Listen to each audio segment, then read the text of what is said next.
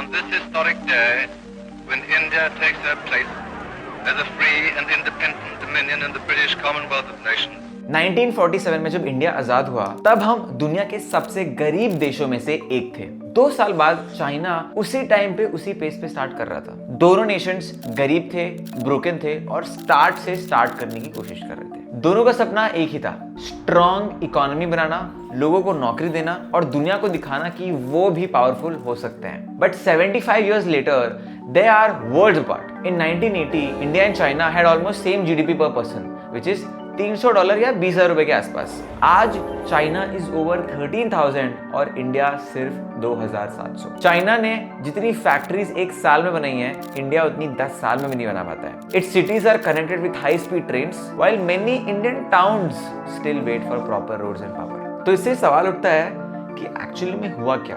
How did 2 countries that started from the same line end up miles apart? What did China do differently, and can India still catch up, or has that chance already passed? So let's go from where all of this started. Act 1.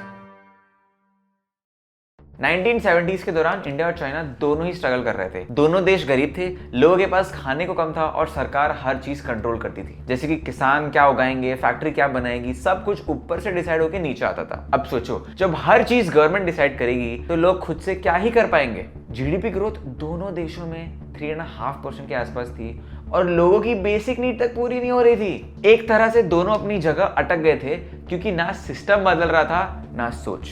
फिर 1978 में China ने एक ऐसा कदम उठाया जिसने पूरी history बदल दी। एक नए leader Deng Xiaoping took charge and said something that became famous. It does not matter if a cat is black or white as long as it catches mice. Message बहुत ही क्लियर था, अपनी ये ideology के ऊपर लड़ाई करना बंद कर दो और रिजल्ट्स के ऊपर काम करना शुरू कर दो। उस टाइम चाइना एक पूरे कम्युनिस्ट सिस्टम में था। किसानों के पास अपनी जमीन नहीं थी, गांव के लोग मिलकर कम्यून्स में काम करते थे।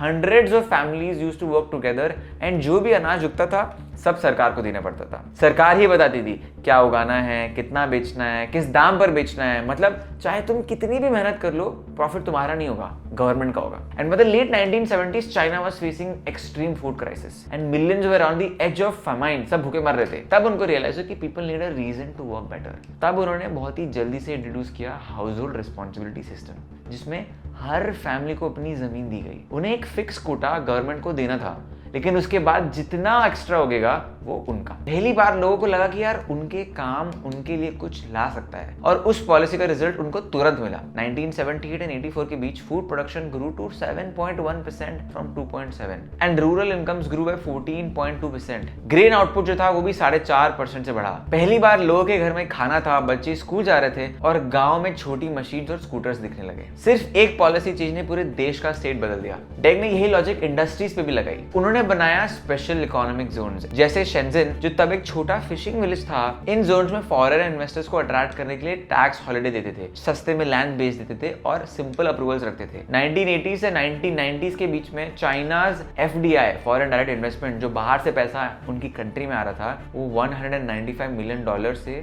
$3.4 बिलियन हो गया।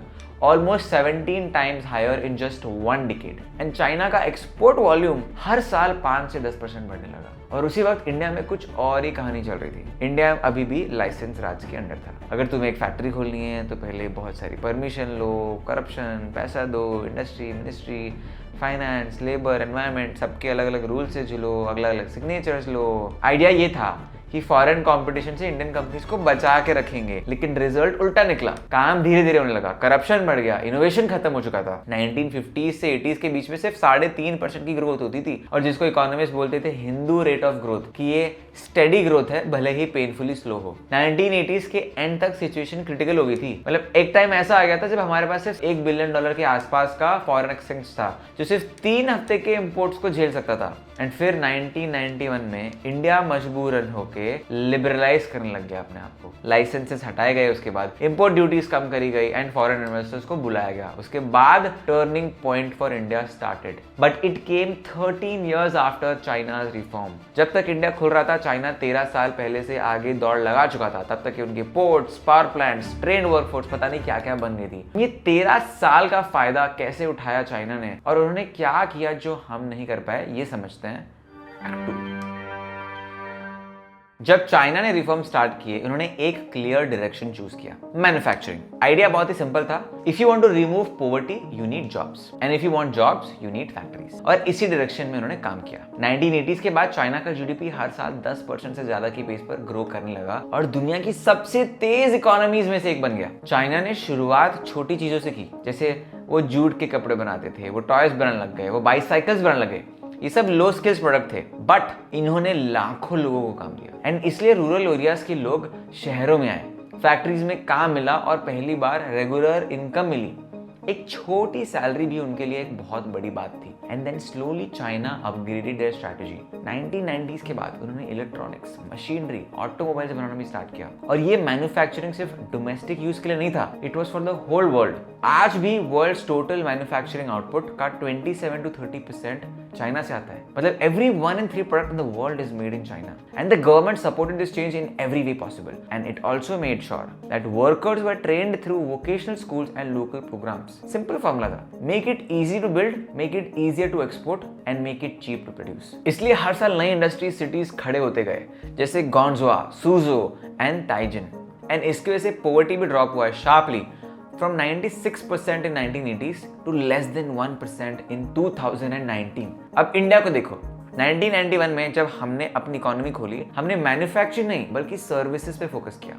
इन्फोसिस, टीसीएस, विप्रो जैसी आईटी जायंट्स बन गए। बैंगलोर और हैदराबाद ग्लोबल आउटसोर्सिंग हब बन गया था। ये सेक्टर तेजी से बढ़ा और 2018 तक जीडीपी का लगभग 53% हिस्सा यहीं से आ रहा था। पर प्रॉब्लम ये थी कि सर्विसेज ने एडुकेटेड अर्बन क्लास के लिए जॉब्स बनाई, लेकिन रूरल इंडिया के लिए नहीं। मैन्युफैक्चरिंग का शेयर जीडीपी में सिर्फ 15% के आसपास ही अटका रहा। तो फर्क यही था कि चाइना ने अपने देश सारे लोगों के लिए बनाया और इंडिया ने सिर्फ टैलेंटेड लोगों के लिए। And that single difference which was factories versus offices shaped how both nations lived and earned for the next 3 decades. Now on to act 3। एक और बड़ा रीजन जिसे चाइना इंडिया से आगे निकल गया वो था उसका सिस्टम ऑफ एग्जीक्यूशन। वहां गवर्नमेंट का स्ट्रक्चर एकदम टॉप टू डाउन आता है। मतलब अगर बीजिंग डिसाइड कर लेता है एक नया पोर्ट बनाना है तो बनाना है, उसकी फाउंडेशन अगले महीने तक रेडी हो जाती है। वहां पर लीडर का परफॉर्मेंस मेजर होता था, कितनी फैक्ट्रीज आए, कितना जीडीपी बढ़ा, कितने लोगों को जॉब मिली। जो लीडर अपनी प्रोविंस को फास्ट डेवलप करता उसको प्रमोशन मिलता। फॉर एग्जाम्पल 1978 to 97 फुजियन और जिशिंग प्रोविंस का जीडीपी हर साल 12% के पेस पर ग्रो हो रहा था, बिकॉज उन्होंने सबसे पहले फॉरेन कंपनीज को अट्रैक्ट किया। यही रीजन था कि उन्होंने इंडस्ट्रियल बूम इतनी जल्दी पकड़ा।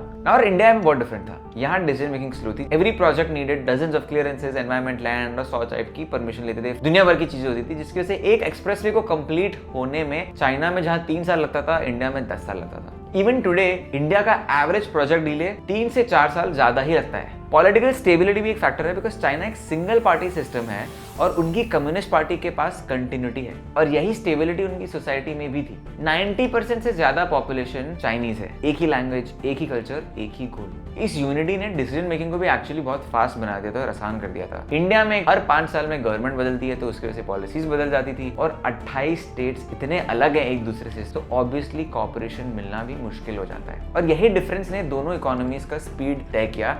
चाइना ने 20 साल में अपनी इंडस्ट्री बेस बना ली, meanwhile India was still trying to escape the paperwork. 2000 तक चाइना का इंफ्रास्ट्रक्चर स्पेंडिंग जीडीपी का 15% था और इंडिया का सिर्फ 5%। देखो, एग्जीक्यूशन का फर्क ही डेवलपमेंट का फर्क बन गया। Moving on to act 4। एक ऐसी चीज थी जो चाइना अंडरस्टूड बहुत पहले, economic growth last only when it stands on solid foundation. And यहीं पे उन्होंने रोड्स, पोर्ट्स, पावर प्लांट सब बनाया as a backbone to the economic country. By the late 1980s they had made infrastructure a national priority. सिर्फ 20 सालों में China ने दुनिया का सबसे बड़ा हाईवे नेटवर्क बना लिया। By the end of 2005 the total length of highways had reached 1.93 million, जबकि इंडिया का सिर्फ 65,000 था 2004 में। उन्होंने पोर्ट्स पर भी पैसा बहुत लगाया। शंघाई पोर्ट आज दुनिया का बिजिएस्ट पोर्ट है, जहां 47 मिलियन कंटेनर्स हैंडल होते हैं। इंडिया से कंपेयर करें तो इंडिया का लार्जेस्ट पोर्ट मुंद्रा सिर्फ 7.5 मिलियन हैंडल करता है। China has broken records both in rail and power. 2008 से 2017 तक उन्होंने 25,000 किलोमीटर से ज्यादा हाई स्पीड रेल बना लिया, जो दुनिया के टोटल नेटवर्क का 66% है। When it comes to power generation, China के पास 3,500 गीगावाट कैपेसिटी है, जबकि इंडिया के पास 450। मतलब कितना बड़ा डिफरेंस है, ऑलमोस्ट 9 टाइम्स का डिफरेंस। चाइना अपनी फैक्ट्रीज को अनइंटरप्टेड पावर सप्लाई कर सकता है। India too has picked up the pace in infrastructure development by the way, but सिर्फ लास्ट डिकेड में। 2014 के बाद नेशनल हाईवेज का नेटवर्क 91,000 किलोमीटर से बढ़ के 2025 में 1.46 लाख किलोमीटर हो गया है। और लॉजिस्टिक्स परफॉर्मेंस इंडेक्स में इंडिया 2014 के रैंक 54 से उठकर 2023 में 38 पर आ गया है। लेकिन अभी भी स्पीड और स्केल के लेवल पे हम बहुत पीछे हैं, क्योंकि चाइना ने इंफ्रास्ट्रक्चर को बहुत जल्दी ही टॉप प्रायोरिटी बना लिया था और उसी अर्ली स्टार्ट ने चाइना को एक मैन्युफैक्चरिंग सुपर पावर बनाया। उन्होंने इंफ्रास्ट्रक्चर को एक्सपेंस नहीं इन्वेस्टमेंट समझा और वही इन्वेस्टमेंट आज उनकी सबसे बड़ी कॉम्पिटिटिव एडवांटेज बन गई है, जो हम इंडिया में थोड़ा लेट लेके आए हैं। Which brings me to Act 5.